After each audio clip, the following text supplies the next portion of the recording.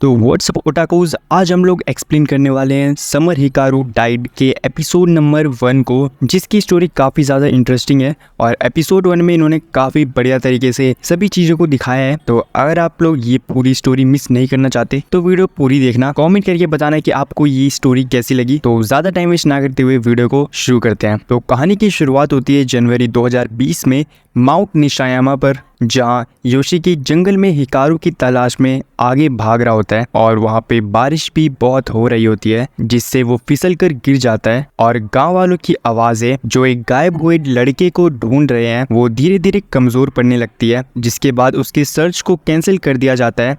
लेकिन योशिकी आगे बढ़ता है और आखिर में एक अजीब पेड़ दिखता है जो एक औरत के जैसा लगता है, लेकिन वो हिकारू नहीं होता। फिर कहीं दूर हिकारू जमीन पर लेटा हुआ है और ऐसा लगता है कि जैसे उसका अंतिम समय आ गया है। जिसके बाद उसकी बैकपैक से एक रहस्यमय चीज दिखाई देती है जो एक सुपरनेचुरल एंटिटी को जन्म देती है, जिसे हिकारू ओनुकी सामा कहता है। वो उस प्राणी की तरफ हाथ बढ़ाता हुआ कुछ बोलता है कि उसे किसी खास वजह से किसी की जरूरत है, इससे पहले कि वो रहस्यमय आकृति उसके दिमाग, शरीर और आत्मा को निगल ले। जिसके बाद हम अभी के समय में देखते हैं जहाँ पर हिकारू जिंदा है और अपना समर योशिकी के साथ आइसक्रीम खाकर बिता रहा है, जहां वो नोट करता है कि उस दुकान में सिर्फ पपी को ही बिकता है। फिर अपने बेस्ट फ्रेंड के साथ मजाक करता है, जो उससे पूछता है कि क्या उसे अपने 5 दिन के गायब होने की कोई याद नहीं है, लेकिन फिर से निराश हो जाता है। और हमें यहाँ पर पता चलता है कि इस इंसिडेंट को हुए आधा साल बीत चुका है, लेकिन योशिकी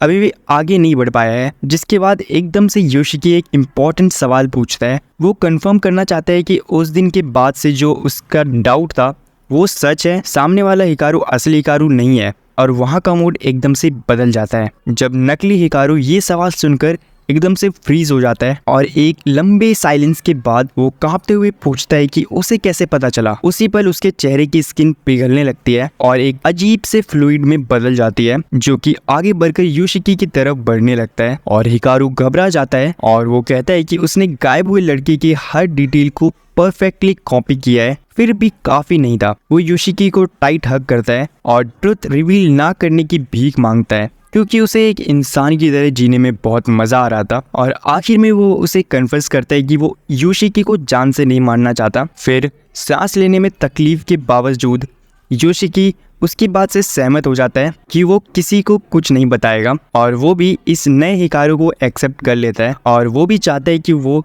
साथ ही रहे। फिर अगले दिन सुबह एक ड्रीम सीक्वेंस में योशिकी अपने दोस्त के लास्ट मेमोरीज में चला जाता है, जब वो हमेशा के लिए बदल गया था। और उसका दोस्त उसे गांव छोड़कर सिटी जाने का सलाह देता है और उनकी लास्ट मुलाकात उसके गायब होने के दिन होती है, जब हिकारू रात को हैंग आउट करने से इनकार कर देता है और कहता है कि उसका एक सीक्रेट है, इसलिए वो उसके साथ नहीं जा सकता। फिर योशिकी उठकर अपनी हाल से बिल्कुल उदास होता है, लेकिन फिर ब्रेकफास्ट के बाद हिकारू उसके साथ आता है और दोनों ही नॉर्मल एक्ट करते हैं। हिकारू अपने दिन के एक्सपीरियंसेस शेयर करता है, जिसके बाद योशिकी सोचता है कि उसे फर्क नहीं पड़ता हिकारू किस रूप में है, बस वो उसके साथ रहे। फिर अगले सीन में हम एक नए कैरेक्टर को देखते हैं जिसका नाम है तनाका, जो कि एक डीमन इन्वेस्टिगेटर है, जो एक डिवाइस यूज करता है जो पैरानॉर्मल एक्टिविटी होने पर रिएक्ट करता है। वो एक कपल के घर में एक केस ट्रैक करता है। अंदर घुसकर एक एंटिटी जो कि दीवार पर कब्जा कर चुकी है उसे क्रोबार से टैकल करता है। जिसके बाद बाहर आकर वो अपने बॉस को कॉल करता है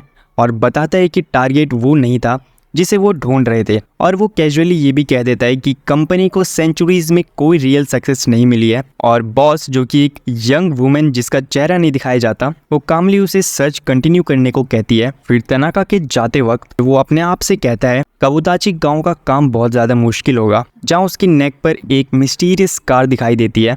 जिसके बाद स्कूल में एक रैगटैग टीम असेंबल होती है जिसमें योशिकी और हिकारू पार्टिसिपेट करते हैं। योशिकी परफेक्टली नोट्स गाता है, जबकि हिकारू लिरिक्स को हैरानी से देखता है। और फिर अगले पीरियड में क्लास को एक मूवी दिखाई जाती है जो उन्होंने 5 बार पहले भी देखी है। योशिकी इस एक्टिविटी को बेकार सोच रहा होता है कि तभी हिकारू को वो रोते हुए देखता है। स्क्रीन पर जो भी चल रहा होता है वो सब देख के हिकारू इमोशनल हो जाता है, पर पूछने पर वो बताता है कि टेक्निकली उसे मूवी 5 बार देखने की याद है, लेकिन ये पहली बार है जब उसने खुद एक्सपीरियंस किया है, इसलिए ये स्पेशल है। फिर स्कूल के बाद दोनों साइकिल पर सिटी घूमने जाते हैं। डारुमा स्ट्रीट शॉपिंग, आर्केड की यामाजाकीज मीट और कई दुकानों पर वो मेंचकात्सु खाते हैं। नया हिकारू पहला बाइट करके खुशी से चिल्लाता है और योशिकी कंफ्यूज हो जाता है और हिकारू की ट्रू नेचर पूछता है। हिकारू कहता है कि उसे खुद नहीं पता, लेकिन एक बिल्ली जो कि स्ट्रेंजर्स के साथ फ्रेंडली है वो हिकारू को देखकर डर जाता है और वहां से भाग जाता है। ये प्रूव करता है कि नकली हिकारू में कुछ खतरनाक बातें हैं। दो और इंसिडेंट इस बात को सपोर्ट करते हैं। एक औरत उसे नोटिस करती है और एक बुढ़िया मासूरा उसे देखकर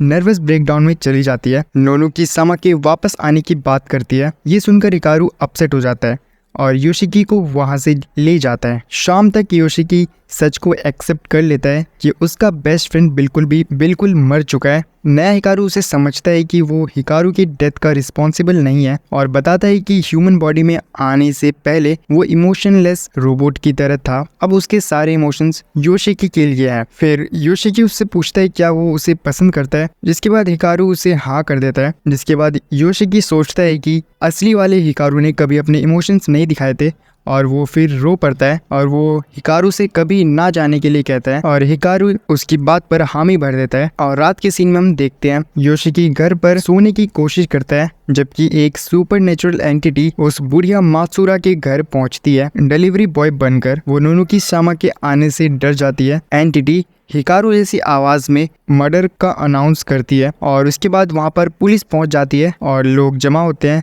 गांव वालों में एक टगेरा को खींच कर ले जाता है। बताता है कि हिकारू इंडो का रिचुअल फेल हो गया। एक बूढ़ा अपने आप को नेक्स्ट टारगेट समझता है। तनाका को हेल्प के लिए बुलाया जाता है। वो कबूताची गांव जाने से हेजिटेट करता है, लेते कहता है कि वो इस सुपरनेचुरल फिनोमेना के लिए तैयार नहीं है जो शायद ह्यूमन फॉर्म में है। और इसके बाद ये एपिसोड यहीं पर खत्म हो जाता है। तो यार हिकारू के अराउंड जितनी भी अभी मिस्ट्री बनी है वो आने वाले एपिसोड में पक्का क्लियर होंगी। स्टोरी और भी ज्यादा मजेदार होने वाली आगे जाके। तो इस सीरीज को मिस बिल्कुल भी मत करना और आप चैनल को सब्सक्राइब कर सकते हो ताकि कोई भी ऐसी वीडियोस आपसे मिस ना हो जाए। तो मिलते हैं आपसे नेक्स्ट वीडियो में, तब तक के लिए बाय बाय।